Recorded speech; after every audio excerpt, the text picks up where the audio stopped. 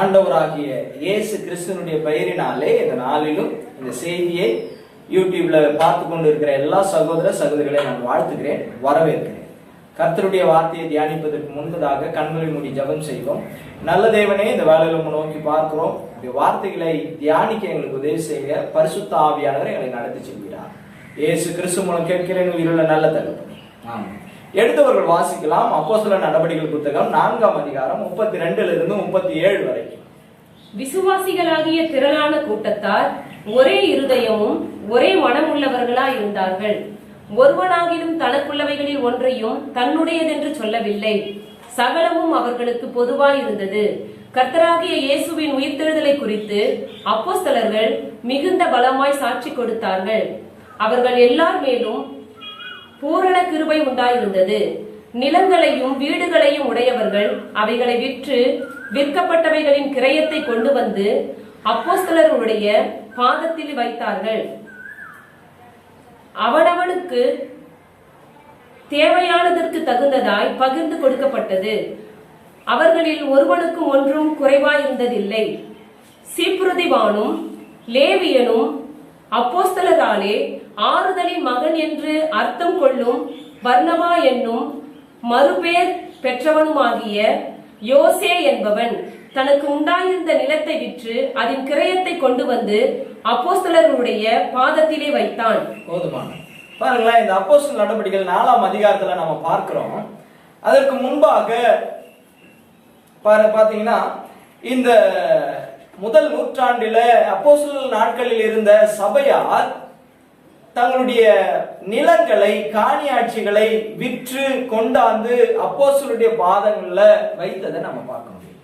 கிட்டத்தட்ட எவ்வளவு பேர்னா, ஒரு 8000 பேருக்கு மேல இருக்கிறாங்க இப்ப விசுவாசிகள். ஏன்னா இந்த சம்பவம் எப்ப நடக்குதுன்னா, பேதுரு எழுந்து பிரசங்கம் பண்ணும்போது 3000 பேர் ரட்சிக்கப்படுறாங்க. அதுக்கப்புறம் 5000 பேர் ரட்சிக்கப்படுறாங்க. அப்போ மொத்தம் 8000 பேர் உள்ள இப்ப சபையா எருசலேம்ல இந்த சபை இருக்கிறது. இந்த சபையினுடைய எருசலேம்ல இருந்த ரட்சிக்கப்பட்ட தேவனுடைய சபையினுடைய ஜனங்கள் தங்களுடைய காணியா எல்லாரும் இந்த 8000 பேர் என்ன பண்ணிருக்கிறாங்க, விற்று கொண்டாந்து அப்போஸ்தலர்களுக்கு பாதத்துல வைத்ததை நம்ம பார்க்க முடியும். ஆனா இந்த சம்பவத்துல 3 நபர்களை பற்றி, இந்த காணிக்கை இந்த காணியாட்சிகளை விற்று கொண்டு வந்து கொடுத்ததுல 3 பெயர்களை மட்டும் வேதத்துல சொல்லப்பட்டிருக்கிறது. இந்த சம்பவத்துல சொல்லப்பட்டிருக்கு. பாருங்க, 8000 பேர் விற்று கொண்டாந்து கொடுத்தாங்க. ஆனா 8000 பேர் இல்ல, மற்ற ஒருவேளை நிறைய பேர் இல்ல, 3 நபர்களுடைய பெயர்கள் மாத்திரமே இங்கு குறிப்பிடப்பட்டு இருக்கிறது. பரிசுத்த ஆவியானவர் எழுதி வைத்திருக்கிறார். அதுல முதலாவது பர்னபா என்கிற மனிதனை பற்றி இருக்கிறது. வாசிங்களேன், அப்போஸ்தலர் 4:36 வாசிங்க. சீப்புருதிவானும் லேவியனும் அப்போஸ்தலராலே ஆறுதலின் மகன் என்று அர்த்தம் கொள்ளும் பர்னபா என்னும். போதும். இந்த பர்னபா கொண்டு வந்து தன்னுடைய நிலங்களை, காணியாட்சிகளை விற்று கொண்டாந்து பண்ணானா, கொடுத்தான். பாருங்களா, 8000 பேர் கொடுத்திருக்கிறாங்க. ஆனா இங்க பர்னபாவை பத்தி தான் ஆவியானவர் எழுதி வைத்திருக்கிறார். எதற்காகப்பா ஆவியானவர் இங்க பர்னபாவை பத்தி எழுதி வைத்திருக்கிறார் இந்த கொடுக்கிற விஷயத்துல அப்படின்னா, பாருங்களேன், வேதம் சொல்லுகிறது இந்த பர்னபாவை பற்றி அவன் யாரா, அவன் ஒரு லேவியன் என்று சொல்லப்பட்டிருக்கிறது. அப்போ இந்த லேவியன் கொண்டு வந்து கொடுத்ததை பத்தி ஆவியானவர் எழுதி வைத்திருக்கிறார்னா, ஏதோ ஒரு ரகசியம் உள்ள இருக்கிறது, ஏதோ ஒரு சத்தியம் உள்ளே அடங்கி இருக்கிறது என்றுதான் அர்த்தம். அதற்காக தான் ஆவியானவர் இந்த பர்னபாவுடைய பெயரை எழுதி வைத்திருக்கிறார். இந்த லேவியன் கொண்டு வந்து கொடுத்ததை பாத்தீங்கன்னா, இந்த லேவியன்னா யாரு, லேவியனுடைய வேலை என்ன? இந்த லேவியன் என்பது ஆசாரியர்கள், ஆசாரிய வம்சத்துல, அதாவது ஆரோனுடைய வம்சத்துல வருகிறவர்கள். இந்த ஆரோனுடைய வம்சத்துல வருகிற இந்த லேவியர்களுடைய வேலை என்னங்க அப்படின்னு பாத்தீங்கன்னா, தேவாலயத்துல வேலை செய்வதுதான் இவர்களுடைய வேலை. தேவாலயத்துல பணிகளை செய்வது, தேவாலயத்துல பலிகளை இடுவது. அப்போ அதற்காக என்ன பண்ணுவாங்கன்னா, தேவாலயத்தில் இவங்க வேலை செய்யறதுக்காகவே இவர்களுக்கு காணியாட்சிகளை தந்து வீடுகளை தந்து ஒரு பகுதியில் என்ன பண்ணுவாங்க இருப்பாங்க. தேசத்தின் இஸ்ரவேல் தேசத்தினுடைய அவங்க எந்த பகுதியில இருந்தாலும் எந்த கோத்திரங்கள்ல 12 கோத்திரம் இருந்துச்சு பாத்தீங்களா, 12 கோத்திரத்துல 11 கோத்திரத்துக்கு இஸ்ரவேல் தேசத்துல சுதந்திரம் உண்டு. ஆனா லேவி கோத்திரத்துக்கு மட்டும் என்ன இல்லைன்னா சுதந்திரம் இல்லை என்று சொல்லப்பட்டிருக்கிறது. எனக்கு கர்த்தரே சுதந்திரம், இவங்களுக்கு சுதந்திரம் கிடையாது. ஆனா இவங்க தங்கி வசிப்பதற்கு இடங்களும் வீடுகளும் இஸ்ரவேல் தேசத்துல கொடுக்கப்பட்டிருந்தது, ஒதுக்கப்பட்டிருந்தது. அப்போ இவன் தங்கி இருந்த வீடு நிலம் காணி ஆட்சிகளை தான் இவன் விற்றான் என்று சொல்லப்பட்டிருக்கிறது. அப்ப எதற்காக இவனுக்கு இந்த காணி ஆட்சிகளும் நிலங்களும் கொடுக்கப்பட்டதுன்னா தேவாலயத்துல கர்த்தருடைய ஊழியத்தை செய்வதற்காக. ஓகேங்களா? அப்போ இவன் ஏன்பா அதை விற்றான்னு வேதம் சொல்லுகிறது இங்கு அப்போஸ்தலர் நடபடிகள் இவனை மட்டும் சொல்லுது 8000 பேர்ல அப்படின்னா, இந்த தேவாலயத்துல என்ன வேலைங்க? பலி செலுத்தணும். இந்த தேவாலயத்துல செய்கிற வேலையினுடைய காரியம் என்ன அப்படின்னா, ஆண்டவராக இயேசு கிறிஸ்து இந்த பூமிக்கு வர போறார், வந்து பலியாக போறார். அதற்கு நிழலாட்டமாய் பழைய ஏற்பாட்டுல பலி செலுத்தப்பட்டிருந்தது. நம்ம மார்க்கு எழுதின சுவிசேஷத்துல பார்க்கிறோம், ஆண்டவராக இயேசு கிறிஸ்து பலியானதும் சிலுவையில பலியானதும் தேவாலயத்தின் திரைச்சீலை மேல் தொடங்கி கீழ் வரைக்கும் என்ன பண்ணாங்க? 2ஆ கிழிந்தது. அப்படின்னா என்ன அர்த்தங்க? பழைய ஏற்பாட்டுல பழைய உடன்படிக்கையில இருந்த இந்த தேவாலயத்துல செய்து கொண்டிருந்த பலிகள் எல்லாவற்றையும் ஆண்டவராக இயேசு கிறிஸ்து நியாயப்பிரமாணங்களை எல்லாவற்றையும் நிறைவேற்றி முடித்து விட்டார். நியாயப்பிரமாணத்தில் சொல்லப்பட்ட பலி முறைமைகளை எல்லாவற்றையும் ஆண்டவராக இயேசு கிறிஸ்து பலியாகி அவைகளை நிறைவேற்றி முடித்து விட்டார் என்று அர்த்தம். ஆண்டவராக இயேசு கிறிஸ்து பழைய உடன்படிக்கையை முடித்து வைத்து விட்டார் என்று அர்த்தம். ஆண்டவராக இயேசு கிறிஸ்து பழைய உடன்படிக்கையினுடைய ஊழியத்தை அவர் நிறைவேற்றி விட்டார். இனி பழைய உடன்படிக்கையின் ஊழியம் கிடையாது. எருசலேமில் இருக்கிற தேவாலயத்துல இனி வேலை கிடையாதுன்னு அர்த்தம். ஏன்னா இயேசு பலியாகி எல்லா பலியையும் நிறைவேற்றி முடித்து விட்டார். அவர் ஒரே தரம் பலியானார் என்று வேதம் சொல்லுகிறது. அப்போ இந்த பர்னபா ஒரு லேவியன் அப்படின்னா என்ன அர்த்தங்க? தேவாலயத்துல வேலை செய்யறார், ஊழியம் செய்யறார், ஊழியன். இப்போ இவனுக்கு இந்த சத்தியம் புரிஞ்சிச்சு. எந்த சத்தியங்க? இயேசு பலியாகிட்டார். பழைய உடன்படிக்கையின் ஊழியம், தேவாலயத்துல செய்யக்கூடிய ஊழியத்தினுடைய வேலைகள் முடிவடைந்தது. இனி எனக்கு அங்க வேலை இல்லை. அதனாலதான் பர்னபா தன்னுடைய காணி ஆட்சிகளை, அதாவது தேவாலயத்துல பழைய உடன்படிக்கையை செய்ய வேண்டிய ஊழியத்திற்காய் கொடுக்கப்பட்ட இந்த நிலத்தையும் காணி ஆட்சியையும் இந்த பர்னபா விற்று அப்போஸ்தலருடைய பாதத்தில் கொண்டு வந்து வைத்தான். இதுக்கப்புறம் தேவாலயத்துல எனக்கு வேலை இல்லை. ஏன்னா ஆண்டவர் என்ன பண்ணிட்டார்? எல்லாவற்றையும் பழைய உடன்படிக்கை செய்து முடித்துட்டார். ஆண்டவர் பலியாயிட்டார். வேதத்துல சொல்லப்பட்ட பழைய ஏற்பாட்டில் சொல்லப்பட்டிருந்த நிழலாட்டமாய் சொல்லப்பட்டிருந்த பலி இயேசு இப்போ வந்து நிறைவேற்றி முடித்து விட்டார். பழைய உடன்படிக்கை முடிந்து விட்டது. பழைய உடன்படிக்கையின் ஊழியம் முடிந்து விட்டது என்பதை இந்த பர்னபா நன்கு உணர்ந்து கொண்டதுனால, இந்த சத்தியத்தை புரிந்து கொண்டதுனால தன்னுடைய காணி ஆட்சியை கொண்டு வந்து விற்று கொண்டாந்து வைத்தான் என்று வேதம் சொல்லுகிறது. அதனாலதான் இந்த பர்னபா லேவி என்று வேதம் குறிப்பிடுகிறது. அதனாலதாங்க 8000 பேர் இருந்தாலும் இந்த லேவியனாகிய பர்னபாவுடைய பெயரை ஆண்டவர் எழுதி வைத்திருக்கிறார். இதை யார்கிட்ட கொண்டாந்து கொடுத்தாங்க? அப்போஸ்தலரிடத்துல. இந்த அப்போஸ்தலர் யாரும் லேவி கிடையாதுங்க. யாரும் ஆரோனுடைய வம்சத்தை சேர்ந்த ஆளுங்க கிடையாது, மற்ற கோத்திரத்தை சேர்ந்த ஆளுங்க. ஆனா மற்ற கோத்திரத்தை சேர்ந்த ஆளுங்க கிட்ட லேவியை கொண்டாந்து வித்து கொண்டாந்து வைக்கிறோம். அப்படின்னா என்ன? இதுக்கப்புறம் தேவாலயத்திலே எனக்கு வேலை கிடையாது. இதுக்கப்புறம் எங்கதான் வேலை? புது உடன்படிக்கையின் ஊழியம் ஆரம்பிச்சாச்சு. இனி புது உடன்படிக்கையின் ஊழியை யார்கிட்ட ஆண்டவர் கொடுத்திருக்கிறாருங்க? அப்போஸ்தலருடைய கரத்துல. அதனால நான் இதுக்கப்புறம் எங்கதான் ஊழியம் செய்ய போறேன், வேலை செய்ய போறேன்? ஏன் பழைய உடன்படிக்கை வேலை முடிஞ்சிடுச்சு, புதிய உடன்படிக்கையின் ஊழியம் ஆரம்பிச்சிடுச்சு. அதனால இந்த சத்தியத்தை புரிந்து கொண்டதுனால பர்னபா கொண்டாந்து வித்து கொண்டாந்து வைத்து பாருங்களா. அதே அடுத்தது இன்னும் இந்த காணி ஆட்சிகளை விற்று கொண்டு வந்து வைத்ததுல இன்னும் ரெண்டு நபர்களை ஆண்டவர் எழுதி வைத்திருக்கிறார். வாசிக்கலாமா? அப்போஸ்தலர் 5ஆம் அதிகாரம் 2வது வசனம் 3வது வசனம். தன் மனைவி அறிய அவன் கிரயத்திலே ஒரு பங்கை வஞ்சித்து வைத்து ஒரு பங்கை கொண்டு வந்து அப்போஸ்தலருடைய பாதத்திலே வைத்தான். பேதுரு அவனை நோக்கி, அனனியாவே, நிலத்தின் கிரயத்தில் ஒரு பங்கை வஞ்சித்து வைத்து பரிசுத்த ஆவியினிடத்தில் பொய் சொல்லும்படி சாத்தான் உன் இருதயத்தை நிரப்பினதென்ன? அதை விற்கும் முன்னே அது உன்னுடையதா இருக்கவில்லையோ? அதை விற்ற பின்பும் அதன் கிரயம் உன் வசத்தில் இருக்கவில்லையோ? நீ உன் இருதயத்திலே இப்படிப்பட்ட எண்ணம் கொண்டதென்ன? நீ மனுஷரிடத்தில் அல்ல தேவனிடத்தில் பொய் சொன்னாய் என்றான். அனனியா இந்த வார்த்தைகளை கேட்கவே விழுந்து ஜீவனை விட்டான். இவைகளை கேள்விப்பட்ட யாவருக்கும் மிகுந்த பயம் உண்டாயிற்று. வாலிபர் எழுந்து அவனை சேலையிலே சுற்றி வெளியே கொண்டு போய் அடக்கம் பண்ணினார்கள். ஏறக்குறைய 3 மணி நேரத்துக்கு பின்பு அவனுடைய மனைவி நடந்ததை அறியாமல் உள்ளே வந்தாள். பேதுரு அவளை நோக்கி, நிலத்தை இவ்வளவுக்கு தானா விற்றீர்கள்? எனக்கு சொல் என்றான். அவள், ஆம், இவ்வளவுக்கு தான் என்றாள். பேதுரு அவளை நோக்கி, கர்த்தருடைய ஆவியை சோதிக்கிறதற்கு நீங்கள் ஒருமனப்பட்டது என்ன?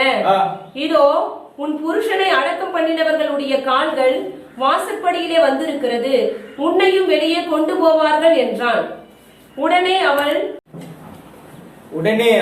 அவனுடைய பாதத்திலே விழுந்து ஜீவனை விட்டாள் என்று சொல்லப்பட்டிருக்கிறது. பாருங்களேன், இப்போ அடுத்தது இந்த அனனியாவும் சப்பீராவும் தன்னுடைய நிலங்களை விற்று கொண்டாந்து கொடுத்தார்கள்.